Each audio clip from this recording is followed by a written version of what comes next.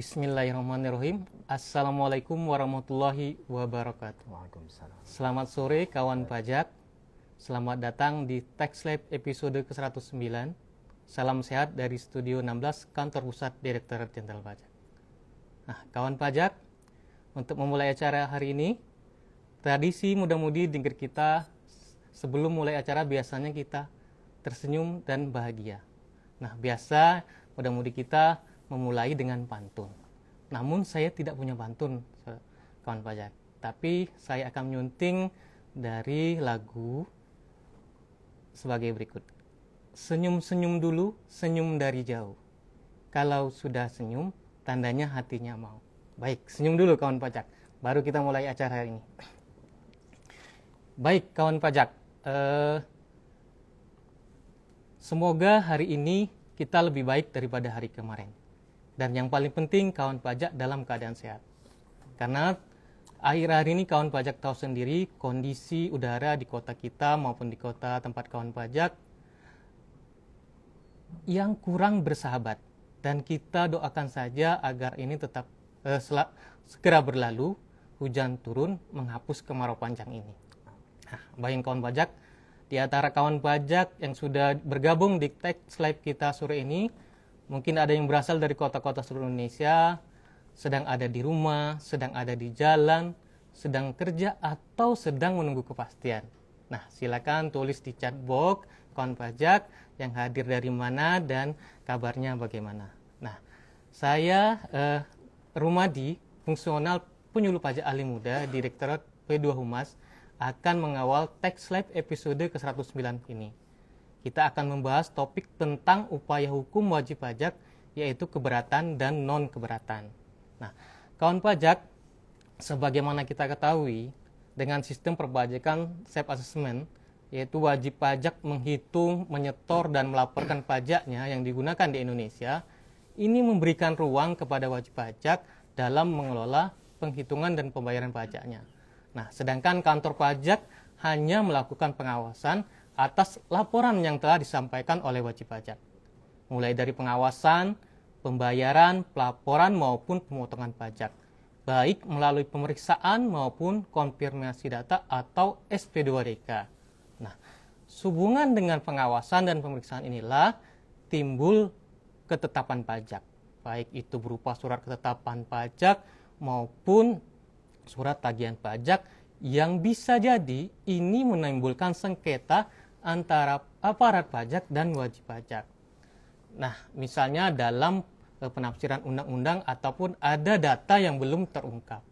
Nah, atas terbitnya surat ketetapan pajak ini, wajib pajak masih dapat mengajukan proses hukum, yaitu dalam ini permohonan keberatan dan non-keberatan yang diatur dalam Undang-Undang Nomor 6 Tahun 1993 tentang Ketentuan Umum dan Tata Cara Perpajakan. Nah, dan juga baru-baru ini juga sudah terbit PP 50 tahun 2022 tentang tata cara pelaksanaan hak dan pemungutan perpajakan yang salah satu di dalamnya mengatur tentang upaya hukum wajib pajak ini. Nah, kawan pajak, kalau di episode-episode sebelumnya kita selalu membahas tentang kewajiban perpajakan dari wajib pajak. Nah, di episode kali ini kita akan membahas tentang hak wajib pajak, yaitu tentang upaya hukum wajib pajak. Nah, kalau kita berbicara tentang upaya hukum wajib pajak ini, ada beberapa upaya hukum yang menjadi hak wajib pajak, yaitu keberatan, non-keberatan, banding, gugatan, dan peninjauan kembali atau PK. Nah, di episode kali ini kita khusus akan membahas keberatan dan non-keberatan. Nah, di Instagram Live kita lihat sudah banyak yang hadir.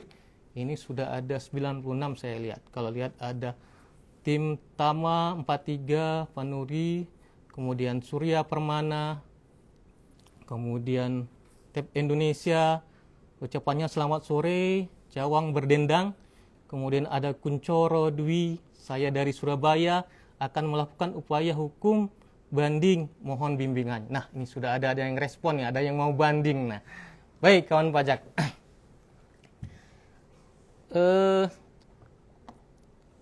Mungkin di kanal-kanal lain, di internet, atau pun di media sosial lain itu kawan pajak sudah pernah membaca atau sudah mendengar tentang upaya hukum wajib pajak ini. Namun demikian, di IG Live kami tetap akan menjadi bagian untuk memberikan edukasi terkait hak wajib pajak ini, yaitu tentang upaya hukum wajib pajak. Nah, bersama saya dan narasumber yang telah hadir, yang berkompeten di bidangnya, sesuai dengan topik kita sore ini, terlihat sangat bersemangat telah hadir Pak Yoga. Nah, nama lengkap beliau adalah Yogaswara Karmana. Beliau merupakan Kepala Seksi Banding dan Gugatan 1B di Direktorat Keberatan Banding, Kantor Pusat Direktorat Jenderal Pajak. Selamat sore Pak Yoga. Selamat sore Mas Ruby. Ya, saya panggil Pak Yoga ya, Pak, biar singkat ya. Nah, gimana kabarnya Pak Yoga? Alhamdulillah sehat. Oke. Mas Ruby gimana sendiri kabarnya? Alhamdulillah sehat juga Pak Yoga. Nah, silakan Pak Yoga, silakan sapa-sapa kawan pajak yang ada di IG Live kita sore hari ini. Mungkin ada temannya, ada kawannya, ada keluarganya, biar kita sama-sama hadir di sini. Ya, baik Mas Ruby, terima kasih. Selamat sore kawan pajak semua.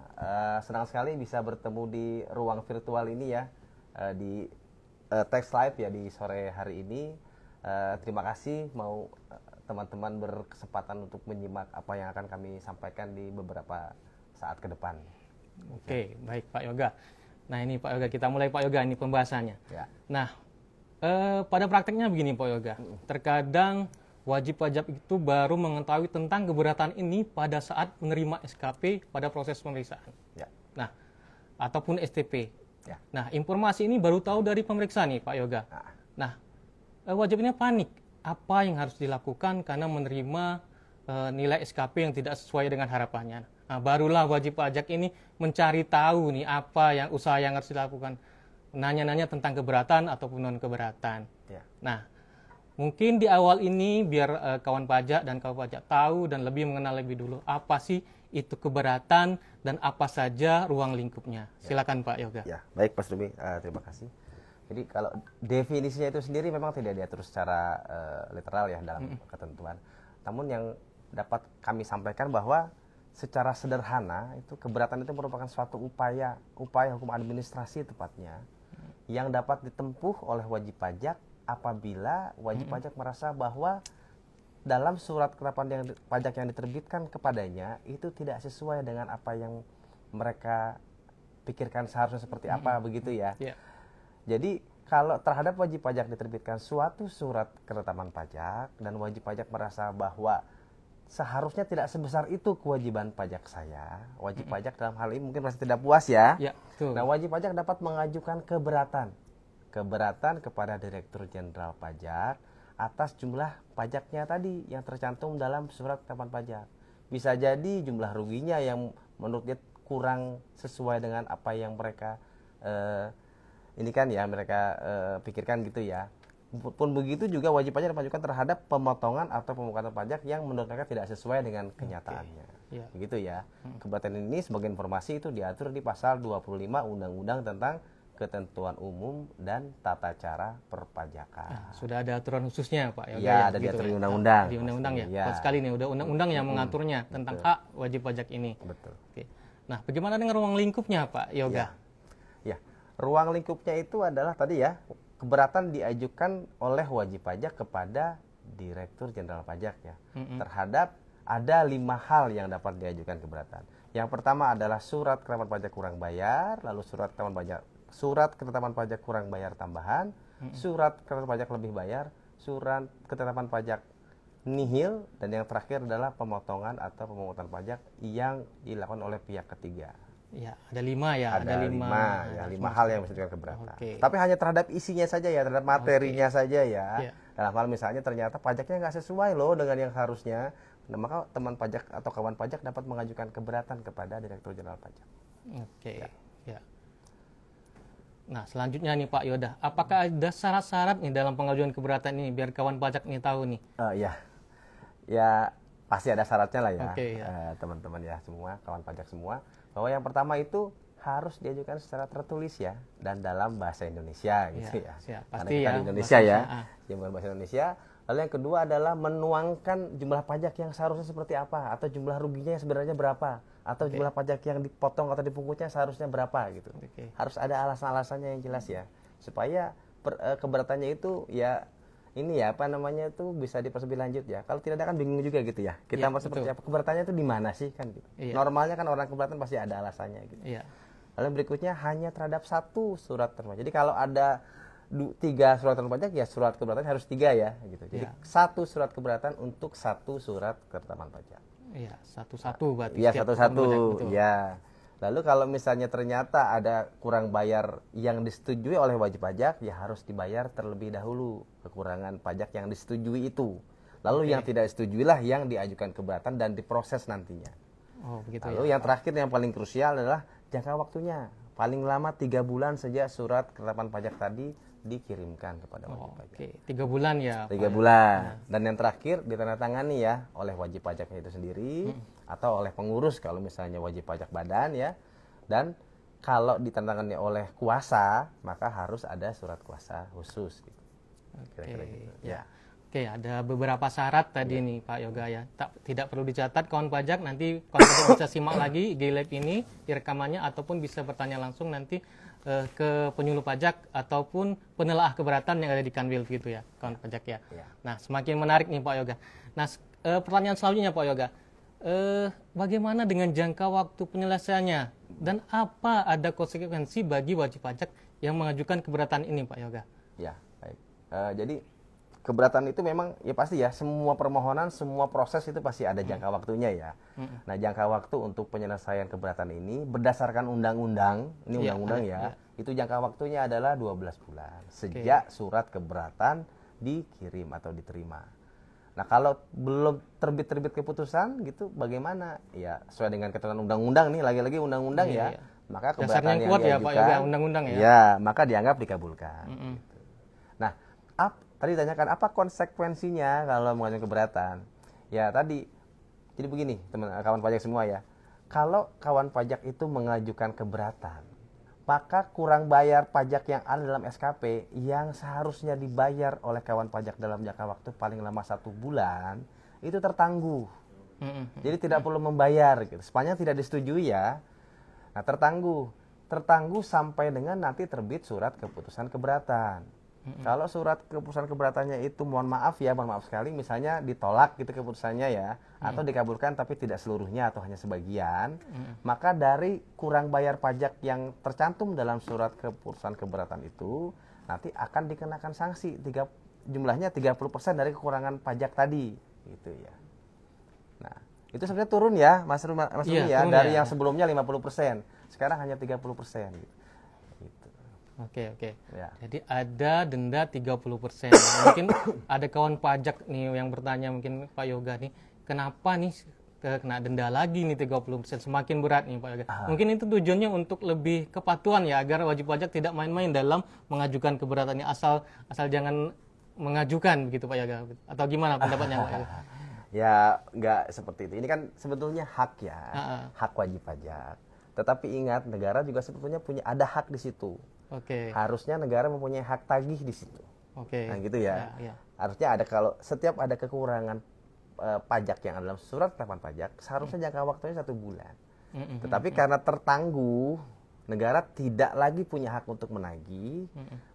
Hak tagihnya muncul setelah surat keputusan keberatan terbit, maka sebagai konsekuensi logis dari hal itu kepada wajib pajak dikenakan denda itu. Nah, memang itu tadi bisa juga diartikan bahwa tidak boleh main-main nih keberatan, karena keberatan ini kan menunda sebetulnya. Bisa jadi menunda kewajiban pembayaran pajaknya wajib pajak.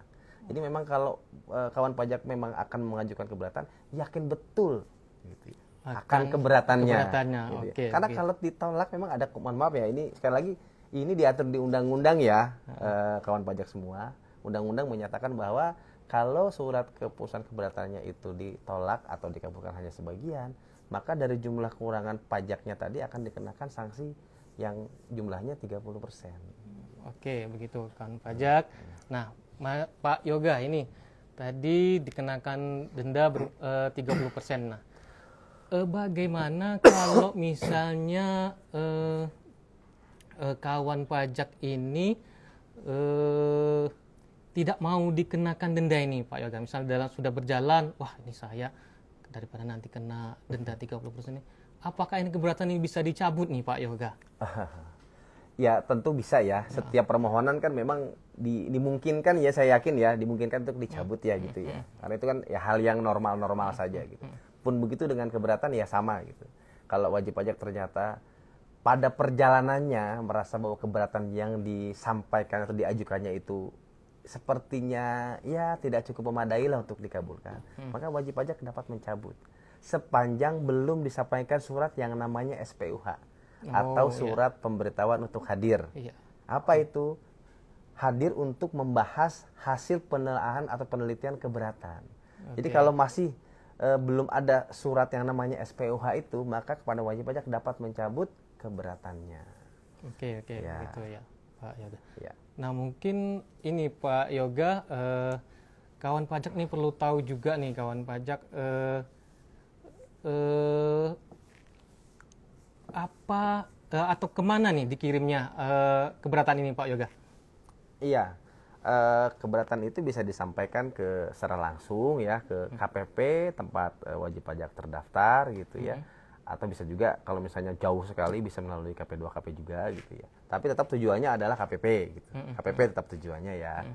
Dan juga bisa melalui pos, melalui jasa kurir gitu ya. Atau bisa juga secara online melalui laman DJP ya untuk mengakibatkan yaitu e-objection. Oh, sudah online ya. Sudah ada ini menu online, jadi nggak susah-susah harus ke KPP atau melalui pos, tidak melalui di DJP online juga sudah bisa dilakukan. Oke, baik kawan pajak. Nah, bagaimana dengan prosesnya Pak Yoga? Ini mungkin kawan pajak perlu tahu juga apakah ini proses ini sama dengan proses pemeriksaan atau bagaimana Pak Yoga? Agak beda ya dengan pemeriksaan ya. Kan ini prosesnya itu penelaahan atau penelitian ya. Artinya, mohon maaf, pada saat proses penelitian atau penelaahan keberatan itu kita akan melihat itu kira-kira itu alasan wajib pajak itu layak tidak untuk dijadikan dasar untuk mengurangi gitu, jumlah koreksi yang menghasilkan SKP kurang bayar tadi. Jadi memang butuh proses yang namanya penelitian, baik dari sisi formalnya maupun dari sisi materinya gitu ya. Ya, gitu. Jadi kita pun juga nanti ada kewenangan untuk meminta data kalau ternyata memang dibutuhkan beberapa data baik dari wajib pajak gitu atau dari pihak yang memeriksa ya. Kita bisa minta kepada wajib pajak nih, kira-kira data apa yang dibutuhkan sehingga nanti hasil dari keberatannya itu akan ya sesuai dengan keadaan yang sebenarnya ya gampangnya begitu ya. Gitu Pak ya. Begitu tadi kawan pajak, jelas sekali ya. Tadi sudah disampaikan Pak Yoga, walaupun hanya sekilas, setidaknya ini bisa memberikan informasi kepada wajib pajak atau kawan pajak untuk mengetahui tentang keberatan ini. Nah, selanjutnya Pak Yoga, bagaimana dengan non keberatan? Kalau tadi ada keberatan, nah ini ada juga non keberatan. Seperti apa nih Pak Yoga? Bagaimana yang dimaksud dengan non keberatan ini? Ya, tadi kan itu upaya hukum administrasi kan gitu ya dibahas. Nah, ini sebetulnya upaya apa ya? Kami sih bilangnya kebaikan gitu ya kalau bisa dibilang. Ya, artinya gini, kalau ternyata kepada kawan pajak itu dikenakan sanksi administratif ya, baik berupa bunga, denda, dan kenaikan gitu ya, yang tercantum dalam surat terangan pajak atau surat tagihan pajak. Maka yang pertama adalah wajib pajak dapat mengajukan atau menyampaikan permohonan pengurangan atau penghapusan sanksi administrasi. Itu bukan keberatan ya, ini permohonan pengurangan gitu. Beda gitu. Kalau ternyata ini ada apa namanya sanksi yang dikenakan kepada, boleh nggak? Boleh. Itu salah satu hak wajib pajak juga. Atau misalnya ternyata ada pajak yang sepertinya kurang tidak benar nih, harus dibatalkan, bisa gitu. Mengajukan permohonan pembatalan surat terangan pajak yang tidak benar. Atau dia bukan keberatan gitu ya, tapi kayaknya ada yang kurang pas nih jumlah pajaknya dalam SKP. Boleh juga mengajukan permohonan pengurangan surat pajak yang tidak benar. Atau kalau STP yang tidak benar gitu, boleh tidak? Boleh gitu, mengajukan permohonan pengurangan atau pembatalan surat tagihan pajak yang tidak benar. Atau yang terakhir, misalnya kepada kawan pajak diterbitkan SKP yang pemeriksaannya tidak dilaksanakan tapi tanpa adanya penyampaian surat pemberitahuan hasil pemeriksaan atau tidak ada pembahasan akhir. Nah, kalau tidak ada salah satu di antara keduanya, maka kawan pajak dapat menyampaikan permohonan pembatalan surat ketetapan pajak juga. Oke, jadi ada 4 tadi ya. Kalau nggak Iya. salah saya pernah juga baca juga ada istilahnya ada pasal 361A, 361B, 361C dan 361D begitu Pak Yoga ya. Ya, kalau bisa dihurufkan A, B, C, dan D Iya, gitu ya. Kalau ini Pak Yoga, ini berapa kali nih jatahnya untuk mengajukan 36 non keberatan ini Pak Yoga? Iya.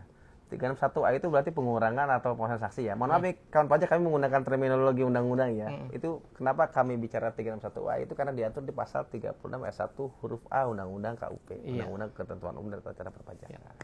Nah, itu yang penyampaiannya permohonannya dapat disampaikan paling banyak 2 kali. 2 kali ya. Lalu ada pasal 36 ayat 1 huruf B, pengurangan atau pembatalan surat kawan pajak yang tidak benar. Disampaikan juga paling banyak 2 kali. Oke, 2 kali ya. Yang satu lagi, yang pengurangan atau pembatalan surat tagihan pajak yang tidak benar juga paling banyak 2 kali ya. 2 kali, maaf. Nah, Oke. khusus untuk pembatalan SKP dari hasil pemeriksaan yang dilaksanakan tanpa penyampaian surat pemberitahuan hasil pemeriksaan atau pembahasan akhir hasil pemeriksaan kepada wajib pajak, ya permohonannya hanya dapat diajukan 1 kali. Oke, itu tadi kawan pajak. Iya. Tentuannya tentang non keberatan. Nah, sekarang sama seperti keberatan tadi, apakah juga ini ada syarat-syaratnya Pak Yoga nih? Iya, sebetulnya syaratnya ada pasti ya. Tadi secara umum kan yang namanya permohonan atau pengajuan gitu pasti kan ada persyaratannya ya. Iya. Yang pertama ya pasti ya tertulis dalam bahasa Indonesia gitu. Yang kedua, satu permohonan itu satu surat tagihan pajak atau surat tahunan pajak. Kurang lebih mirip-mirip lah Mirip-mirip dengan keberatan tadi ya. Iya. Lalu juga mencantumkan nih berapa sanksi yang seharusnya atau berapa jumlah pajak yang terutang yang seharusnya menurut wajib pajak. Oke. Disampaikan ke tempat wajib pajak terdaftar, ditandatangani oleh wajib pajak. Persis sama gitu. Oke. Nah, cuma memang tidak ada jangka waktu di sini, kecuali untuk permohonan yang kedua. Kalau permohonan yang kedua dibatasi jangka waktunya paling lama 3 bulan sejak permohonan yang keputusan atas permohonan yang pertama. Oke, baik itu. Terima kasih Pak Yoga, tadi sudah lengkap dan jelas sekali ya kawan pajak kita simak baik itu tentang keberatan dan non keberatan. Namun karena waktu mungkin kita tidak dapat secara rinci ya. Nanti kita bisa kawan pajak minta informasi baik itu langsung ke KPP melalui penjuru pajak ataupun melalui penalah keberatan yang ada di Kanwil. Nah, sekarang Pak Yoga untuk melengkapi acara kita ini mungkin kawan pajak masih ada yang bingung atau pengen bertanya-tanya tentang keberatan non keberatan ini, kita akan masuk ke sesi tanya jawab. Nah, sesi tanya jawab di kolom chat itu sudah banyak sekali pertanyaan yang muncul, dan juga kami beritahukan juga bahwa di belakang kami sudah ada Tech Us Army yang akan membantu menjawab pertanyaan kawan pajak seandainya belum terjawab oleh kami.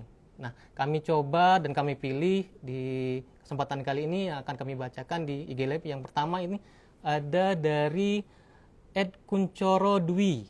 Nah, saya dari Surabaya akan melakukan upaya hukum banding. Nah, ini hukum banding ya, kita belum bahas nih ini Pak Yoga. Gimana Pak Yoga nih, mau di apa? Sekilas ya? Ya. Nggak apa-apa. Nggak apa-apa ya, sekilas saja ya. Memang ini di luar topik bahasan kita ya, tapi satu rangkaian memang. Jadi tadi kan dibahas mengenai keberatan ya. Nah, kalau ternyata surat keputusan keberatan itu diterbitkan pada wajib pajak masih merasa tidak puas, ada upaya hukum lanjutannya sebetulnya, yang namanya upaya hukum banding. Upaya hukum banding tadi itu hanya terhadap surat keputusan keberatan ya, dan itu diajukan ke pengadilan pajak. Nah, gitu. Tata caranya ya mungkin detailnya sesi yang lain ya, tapi pada intinya adalah memang itu tindak lanjut dari SK atau surat keberatan yang tadi sudah kita bahas. Gitu.